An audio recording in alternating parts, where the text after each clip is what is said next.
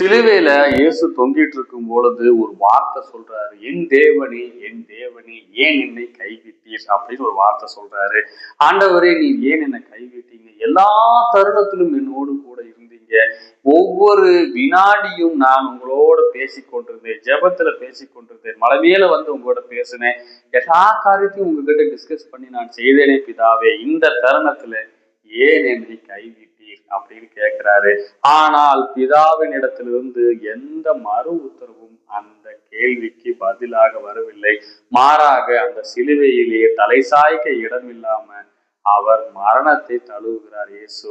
அதற்கு பின்பாக அவர் அடக்கம் பண்ணப்படுகிறார். 3 நாட்களுக்கு பிறகு உயிர் தெழுகிறார். ஏன் பிதா இயேசுவை கைவிட்டார்? அப்படி கைவிட்டால் மட்டும்தான் இயேசு மகிமை பொருந்தினவராக மாற முடியும்.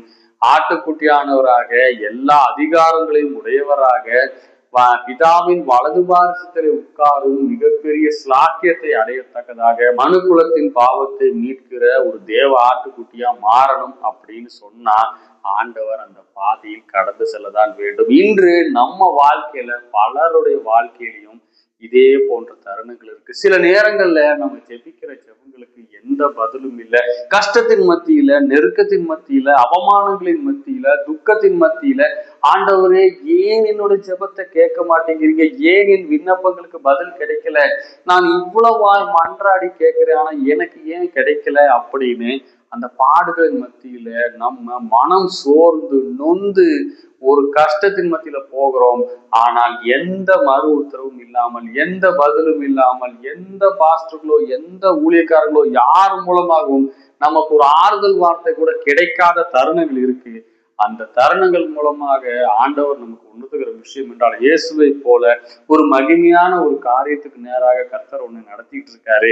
அதனாலதான் அந்த காரியத்தை தேவன் அனுமதிச்சிருக்காரு. இயேசுவை போல ஆண்டவரே ஏன் என்னை கைவிட்டு நம்ம கேட்கும் போதும் சில நேரங்கள்ல ஆண்டவர் மௌனமாக இருக்கிறார்னா அதுக்கு பின்னாடி ஆண்டவருக்கு மிகப்பெரிய ஒரு திட்டம் இருக்கு. உங்களுக்கு நீங்க எதிர்பார்க்காத மிகப்பெரிய ஒரு திட்டத்தை கர்த்தர் உங்களுக்காக வச்சிருக்காரு. அதற்காக உங்களை ஆயத்தம் பண்ணி கொடுக்கிறார். அதற்காக நீங்கள் விதைக்கப்படுகிறீர்கள், அதற்காக நீங்கள் பாடு சகித்துக் கொண்டிருக்கிறீர்கள். அப்படிங்கிறத நம்ம புரிஞ்சுக்க வேண்டியது ரொம்பவே இருக்கு.